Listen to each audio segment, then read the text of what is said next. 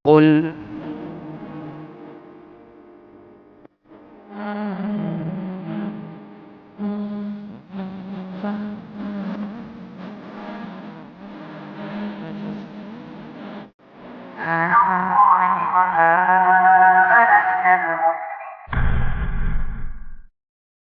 Innal hamdalillah nahmaduhu wa nasta'inuhu wa nastaghfiruh wa na'udzu billahi min shururi anfusina wa min sayyiati a'malina may yahdihillahu fala mudilla lahu wa may yudlil fala hadiyalah wa asyhadu an la ilaha illallah wahdahu la syarikalah wa asyhadu anna muhammadan abduhu wa rasuluh. Allahumma shalli ala nabiyina Muhammad wa ala alihi wa man tabi'ahum bi ihsan ila yaumiddin. Allahumma inna nas'aluka ilman nafi'ah wa rizqan thayyiba wa amalan mutaqabbala. Allahumma anfa'na bima 'allamtana wa alimna ma yanfa'una wa zidna ilma. Puji syukur kita panjatkan pada Allah. Salawat dan salam mungkin-mungkin tercurah pada junjungan kita Nabi besar Nabi Agung Muhammad sallallahu alaihi wasallam. Para jamaah salat Jumat Masjid yang Sudirman Panggang yang semoga senantiasa dirahmati oleh Allah. Kita bersyukur pada Allah di siang hari ini, di hari Jumat yang penuh berkah. Allah masih memberikan kita nikmat iman dan Islam, dan juga Allah Subhanahu wa taala memberikan kita kemudahan untuk melangkahkan kaki kita ke masjid yang mulia. Mudah-mudahan bawa berkah bagi kita semuanya dan senantiasa mendapatkan limpahan rahmat dan kebaikan dari Allah. Salawat dan salam semoga tercurah pada junjungan kita Nabi besar Nabi Agung Muhammad sallallahu alaihi wasallam, dan telah memberikan petunjuk yang baik yang berkenaan untuk maslahat individu kita akan peroleh, begitu juga maslahat yang kaitannya dengan masyarakat juga kita akan memperolehnya dengan menjalankan syariat agama Islam yang ada. Ma'asyiral muslimin rahimani wa rahimakumullah. Di siang hari ini kami akan menyinggung tentang masalah salah satu kewajiban yang juga merupakan kewajiban yang ada dalam rukun Islam, yaitu kewajiban tentang zakat. Di mana zakat ini diwajibkan sebagaimana salat 5 waktu, sebagaimana Allah Subhanahu wa taala berfirman dalam surat Al-Baqarah ayat 43. Wa aqimus sholata wa atuz zakata warka'u ma'ar raki'in. Kerjakanlah salat, tunaikanlah zakat, dan rukuklah bersama dengan orang-orang yang rukuk. Kerjakanlah salat, tunaikanlah zakat, dan rukuklah bersama dengan orang-orang yang rukuk. Juga dalam ayat yang lainnya disebutkan tentang perintah untuk mengeluarkan zakat dan manfaatnya dalam surat At-Taubah ayat 103. Allah Subhanahu wa taala berfirman, "Khudz min amwalihim shadaqatan tutahhiruhum wa tuzakkihim biha wa sholli 'alaihim inna sholataka sakanul lahum wallahu sami'un alim." Ambillah dari harta mereka, yaitu orang-orang kaya yang telah memenuhi syarat-syarat, sodakotan, diambilkan zakat dari mereka. Tujuannya adalah tutahhiruhum, untuk mensucikan mereka, menyucikan mereka, wa tuzakkihim, dan membersihkan harta-harta mereka, wa tuzakkihim biha wa sholli alaihim, dan mendoalah untuk mereka, inna sholataka, sesungguhnya doamu, sakanul lahum, untuk mereka itu adalah ketentraman jiwa bagi mereka. Wallahu sami'un alim. Sesungguhnya Allah maha mendengar lagi maha mengetahui, yaitu maha mendengar setiap doa yang kita panjatkan dan maha mengetahui apa saja hajat-hajat yang ingin kita panjatkan pada Allah Subhanahu wa taala. Itu tentang zakat, perintahnya demikian. Lantas di dalam ayat yang lainnya lagi dalam surat At-Taubah 34-35 disebutkan tentang orang-orang yang enggan untuk mengeluarkan zakat. Walladzina yankizuna adh-dhahaba wal fiddata wa la yunfikunaha fi sabilillah fabashshirhum bi'adzabin alim. yauma yuhma 'alaiha fi nari jahannam fatukwa biha jibahuhum wa junubuhum wa dhuhuruhum hadza ma kanastum li anfusikum fadzuku ma kuntum taknizun. Dan orang-orang yang menyimpan emas dan perak dan tidak menafkahkannya pada jalan Allah, maka beritakanlah kepada mereka bahwa mereka akan mendapat siksa yang pedih. Pada hari dipanaskan emas, perak itu di dalam neraka jahanam, lalu dibakar dengannya dahi mereka, lambung mereka, dan punggung mereka. Lalu dikatakan kepada mereka, inilah harta bendamu yang kamu simpan untuk dirimu sendiri, maka rasakanlah sekarang akibat dari apa yang kamu simpan itu. Artinya dia simpan-simpan hartanya dan tidak mengeluarkan untuk hal yang wajib, yaitu zakat. Padahal harta itu kita diperintahkan untuk mengeluarkannya, entah itu yang pertama untuk nafkah, yaitu nafkah dari seorang suami pada istri dan anak-anaknya. Kemudian yang kedua, dikeluarkan untuk zakat. Ini di luar dari kepentingan kita dalam masalah nafkah tadi. Kemudian yang ketiga, dikeluarkan untuk sedekah sunnah. Maka urutannya itu adalah nafkah, kemudian zakat, kemudian sedekah sunnah yang ada. Juga perintah zakat ini disampaikan juga oleh Nabi SAW ketika menasihati Mu'adz radhiyallahu anhu ketika diutus ke Yaman. Tatkala itu Nabi SAW memerintahkan kewajiban untuk bertauhid, lalu memerintahkan juga mengajak umat untuk mengerjakan sholat. Lalu setelah itu Nabi SAW itu katakan, Annallahu aftarada alaihim fa'alimhum Annallahu aftarada alaihim shadaqatan fi amwalihim tu'khadu min agniyaihim wa turaddu ala fuqaraihim. Ketahuilah, ajarkanlah kepada mereka bahwasanya Allah itu wajibkan zakat untuk mereka, yaitu diambil dari harta-harta mereka orang-orang kaya, kemudian diambil dan dikembalikan atau disalurkan kepada orang-orang miskin yang ada di tengah-tengah mereka. Kalau kaitannya dengan zakat mal, para jamaah sekalian, kaitannya dengan zakat mal itu diambil dari orang kaya, yaitu yang ada di sini, kemudian disalurkan juga di tempat yang sama. Diambil di situ, disalurkan di tempat yang sama kepada orang-orang miskin.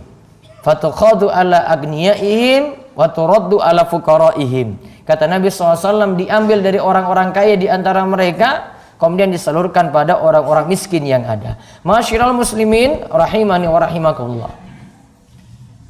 Namun zakat bukan hanya sekadar zakat. Dalam syariat agama Islam diatur zakat itu dikatakan wajib jika terpenuhi syarat-syarat. Syarat-syarat ini terpenuhi, maka punya kewajiban untuk bayar zakat. Di antaranya para ulama simpulkan itu ada 5 syarat yang kaitannya dengan harta. Itu diwajibkan zakat. Yang pertama, harta tersebut dimiliki secara sempurna. Berarti dimiliki per individu. Adapun yang masih milik bersama tidak dikenakan kewajiban zakat. Contoh, ini Masjid Jenderal Sudirman punya kas masjid.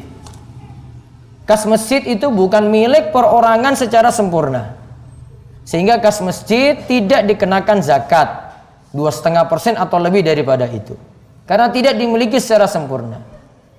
Kas rombongan RT misalnya, ini juga tidak dimiliki secara individu secara sempurna, maka tidak ada zakat di situ. Mau infak silakan. Kita lagi masalah zakat, ini hal wajib. Hal wajib ini dikenakan jika syarat ini terpenuhi. Ada orang yang jalankan usaha, ada pemilik modal, kemudian ada yang menjalankan usahanya, kemudian nanti diputuskan untuk bagi hasil. Apakah yang masih usaha yang masih berjalan ini nantinya dikeluarkan zakatnya? Tunggu dulu.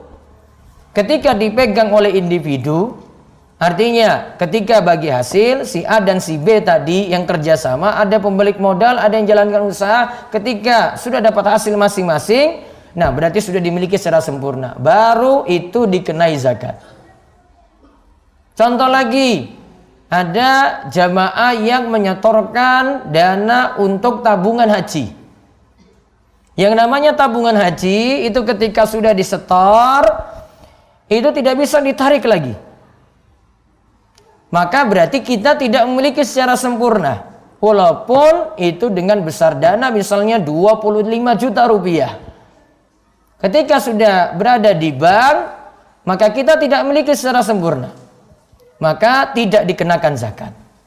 Tidak masuk dalam hitungan zakat kita. Karena syarat yang pertama, harta tersebut dimiliki secara sempurna. Kemudian yang kedua, harta tersebut adalah harta yang berkembang. Maka dalam hadis Nabi Shallallahu Alaihi Wasallam sebutkan tidak ada zakat untuk hal-hal yang sifatnya kita gunakan pribadi. Contoh kita gunakan pribadi rumah. Contoh kita gunakan pribadi motor. Contoh kita gunakan pribadi perabotan yang ada di rumah. Itu semua digunakan pribadi. Tidak mengalami perkembangan, bahkan mengalami penyusutan nilai. Sama juga dengan tanah, dibiarkan begitu saja. Tanah yang kita tinggal atau tanah yang digarap untuk sawah atau tanah yang kita beli kemudian kita biarkan gitu saja. Belum ada niatan untuk dijual gitu. Belum pasang plang untuk dijual tanah ini dengan harga sekian, tidak. Maka tanah yang seperti itu keadaannya, rumah yang seperti itu, kendaraan yang seperti itu, perabotan yang seperti tadi disebutkan dipakai pribadi tidak dikenai zakat. Maka jenengan tidak perlu hitung. Ini perabotan saya di rumah nih Ustadz, ini harganya ini sekian. Tidak dihitung. Walaupun rumah dengan harga 1 miliar sekalipun. Kecuali jika sudah mengalami perubahan niat, barang-barang tadi diniatkan untuk jadi barang dagangan. Maka ketika niatnya ditambah dengan dia promokan, tanah tadi dipasang pelang, tanah ini dijual silakan hubungi nomor ini. Maka berubah niat, bukan pakai pribadi, sudah jadi barang dagangan. Maka nanti masuk hitungan zakat barang dagangan.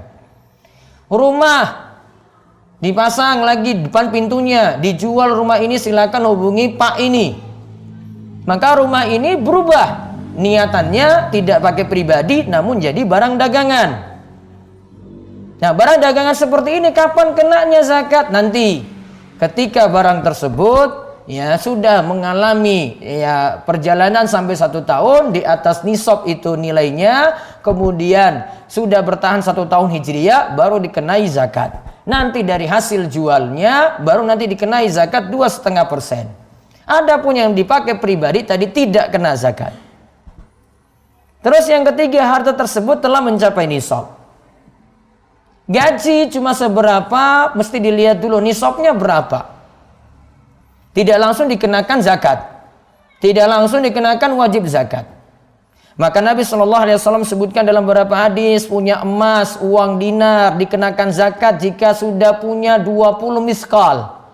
20 miskal sama dengan 20 dinar. Disetarakan dengan emas saat ini yaitu sama dengan 85 gram emas murni. Emasnya dia punya hanya 10 gram tidak kena zakat. Perak juga suatu harta yang kena zakat pula. Perak Nabi SAW itu katakan kalau perak itu dikenakan zakat kalau sudah mencapai 5 uqiyah. 5 uqiyah sama dengan 200 dirham. 200 dirham samakan dengan perak saat ini yaitu 595 gram perak murni. Maka berarti ada standar. Mencapai itu dulu baru kena zakat. Sapi. Apakah saya punya sapi ini Ustadz, saya nanti dikenakan zakat? Dilihat dulu sapinya berapa. Sapinya itu kalau standar nisab 30 ekor sapi. Kambing bagaimana? Kambing kena zakat kalau mencapai 40 ekor kambing. Maka di bawah itu cuma punya 2 ekor kambing, ya, tidak kena zakat. Sapi punya 1 saja, tidak kena zakat. Ya, nanti kalau dia ya mengalami waktu kemudian berjalan dia jual. Nah, hasil jualannya nanti itu baru nanti dikenakan zakatnya ketika sudah dipakai untuk kebutuhan pokok dan lain-lain. Kemudian yang dikenai zakat lagi syaratnya telah mencapai haul.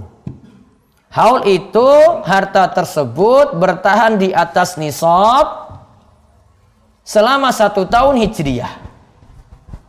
Kenapa pakai 1 tahun hijriyah? Harta itu mengalami perubahan. Ada penggunaan dan ada kebutuhan kita gunakan harta tadi. Syariat Islam tidak kenakan berat.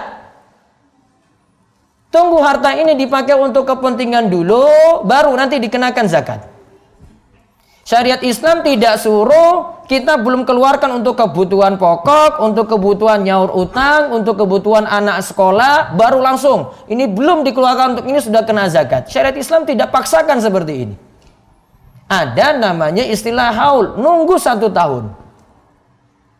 Maka kalau orang kena wajib zakat, dia akan bayar setiap tahun. Misalnya, dia kena wajib zakat, hartanya sudah di atas nisab, dia di atas nisab tadi pada bulan Sya'ban. Berarti setiap bulan Sya'ban dia keluarkan zakatnya. Dia ingat-ingat, oh setiap bulan Sya'ban saya bayar zakat. Dia misalnya kena nisabnya tadi, dia punya harta di atas nisab nanti di bulan Ramadan ini. Oh berarti setiap bulan Ramadan dia itu bayar zakat. Bapak para jamaah sekalian, ini kita nggak bahas zakat fitrah dulu. Zakat fitrah ini terlalu gampang. Karena zakat fitrah itu kepentingannya cuma 2,5 kilo per individu nanti di bulan Ramadan saja.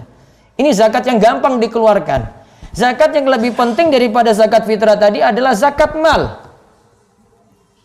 Makanya harta tadi bertahan 1 tahun. Ya, jadi kalau orang dengar ayat zakat itu langsung tertangkap pikirannya zakat mal bukan zakat fitrah. Zakat fitrah terlalu gampang mengeluarkannya. Jadi kan nanti di akhir Ramadan mau Idul Fitri, nah itu keluarkan zakat 2,5 kilogram. Sudah 1 sok ukurannya, so'an min tamrin atau so'an min syairin dan seterusnya. Nabi SAW suruh keluarkan dengan makanan pokok. Namun zakat mal ini yang banyak orang tidak pedulikan. Hartanya sudah melimpah, pemasukannya banyak, simpanannya banyak, namun tidak mau keluarkan seperti ini. Dia tidak memperhatikan tiap tahun saya punya kewajiban zakat enggak? Tiap haul tadi saya punya kewajiban zakat atau tidak? Nah ini namanya haul. Kemudian syarat yang kelima, harta tersebut merupakan kelebihan dari kebutuhan pokok. Oh berarti kalau misalnya dalam setahun karena dipakai untuk kebutuhan pokok, untuk bayar kebutuhan sehari-hari, untuk keluarkan untuk bayar utang, untuk keluarkan lagi untuk kepentingan macam-macam,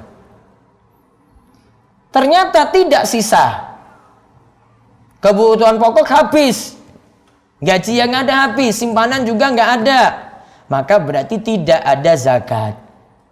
Maka zakat itu dengan 5 syarat tadi. Harta tersebut dimiliki sempurna, itu yang pertama. Kemudian yang kedua, harta tersebut berkembang. Yang ketiga, harta tersebut di atas nisab. Yang keempat, harta tersebut telah mencapai haul, bertahan selama 1 tahun hijriyah. Kemudian yang kelima, harta tersebut adalah kelebihan dari kebutuhan pokok. Syariat Islam tidak memberatkan kita. Karena dikatakan wajib berarti cukup orang-orang yang terpenuhi syarat-syarat saja.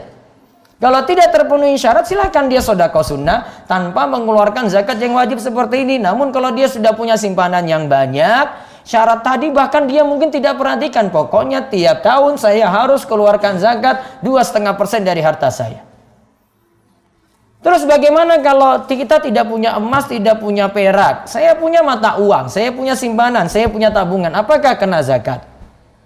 Kalau di masa silam, untuk simpanan yang ada itu gunakan emas perak. Maka para ulama kontemporer itu menyatakan, di antaranya salah seorang tokoh Syafi'iyah zaman ini yang ada di Damaskus sana, Profesor Dr. Mustafa Al-Bugha. Beliau mengatakan, kalau mata uang dikenakan zakat nisabnya itu adalah antara emas dan perak mana yang tercapai terlebih dahulu. Berarti yang tadi saya sebut emas nisabnya itu 85 gram emas, perak tadi 595 gram perak. Kita sandarkan dengan harga rupiah saat ini. Kalau emas saat ini ya harga emas murni itu kira-kira 600.000. Perak itu cuma 8.000 rupiah per gramnya. Maka kalau 85 gram emas itu sama sekitar 51 juta rupiah. Sedangkan perak 595 gram perak dikalikan 8.000 itu sekitar 4 juta rupiah. Maka kita katakan siapa yang punya simpanan selama 1 tahun bertahan simpanan tadi di atas 4 juta rupiah, maka dia hendaklah mengeluarkan zakat 2,5%. Ya, ambil dari zakatnya tadi, hartanya tadi dikeluarkan zakat, kemudian salurkan pada orang-orang yang disebutkan dalam surat At-Taubah ayat 60, di mana Allah Subhanahu wa taala berfirman, innamas shadaqatu lil fuqara wal masakin wal amilina 'alaiha, dan seterusnya. Yang namanya zakat itu disalurkan untuk fuqara, orang fakir, miskin, wal amilina 'alaiha, amil zakat. Amil zakat ini orang yang kerja ngurus zakat, bukan takmir masjid. Karena takmir masjid bukan pekerja. Takmir masjid cuma kerja sosial, sodako dengan tenaga. Takmir masjid bukan pekerja untuk narik zakat dengan paksa. Amil zakat dimaksudkan dalam ayat adalah amil zakat yang tugasnya itu kerja. Takmir masjid cuma nongkrong, nunggu ada yang datang bawa zakat. Dia tidak punya hak di situ zakatnya. Yang ada dia pekerja sosial, golek pahala. Sehingga tidak tepat takmir masjid ambil bagian saking zakat. Apalagi takmir masjidnya sugih-sugih. Nggak pas. Zakat disalurkan pada fakir, miskin, amil zakat, wal mu'allafatu qulubuhum, orang yang ingin ditarik hatinya.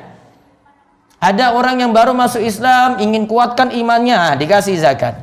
Wa fi riqab, untuk pembahasan budak, wal gharimin, untuk orang yang terlilit utang berat. Asetnya habis ludes, utangnya masih banyak.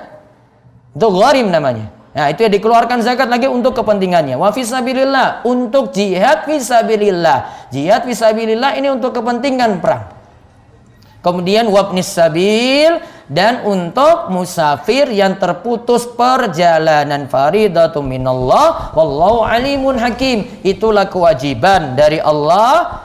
Wallahu alim, Allah maha alim, maha mengetahui mana yang maslahat untuk umatnya, maha hakim, maha bijaksana. Jika kita melanggar aturan-aturan yang ada, maka kena hukuman. Jika kita penuhi aturan-aturan kewajiban tadi, kita akan mendapatkan ganjaran dari Allah Subhanahu wa taala. Demikian, mudah-mudahan Allah berkahi setiap harta kita yang ada. Kita mau memperhatikan kewajiban-kewajiban kaitannya dengan harta. Allah menyucikan harta-harta kita dari harta-harta yang bermasalah, dan juga memberkahi, menumbuhkan dengan penuh keberkahan setiap harta-harta kita yang ada. Wa qulu qouli hadza wastaghfirullah li wa lakum wa lisairil muslimin innahu was-sami'ul alim.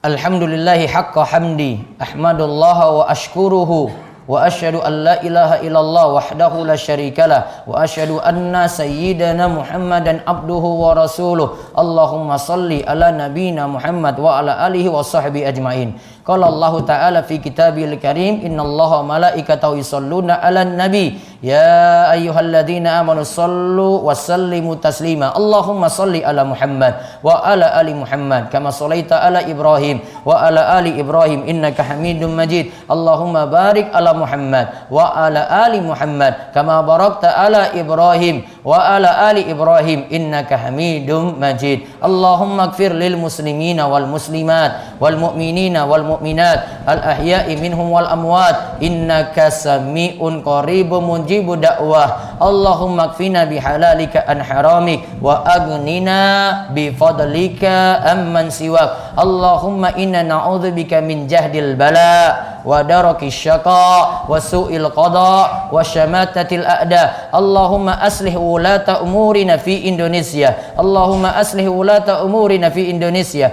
Allahumma aslih wulata umurina fi Indonesia. Allahumma agisna, Allahumma agisna, Allahumma agisna ghaisan mubarakan. Allahumma inna na'udzubika min zawali ni'matik wa tahawuli afiyatik wa fujaati nikmatik. wa jami'i sakhatik. Allahumma inna nas'alukal huda wat tuqa wal afaf wal ghina. Rabbana hab lana min azwajina wa dzurriyyatina qurrata a'yun waj'alna lil muttaqina imama. Rabbana atina fid dunya hasanah wa fil akhirati hasanah wa qina adzabannar. Wa sallallahu ala nabiyyina Muhammad wa ala alihi wa sahbihi ajma'in walhamdulillahi rabbil alamin. Aqimus shalah.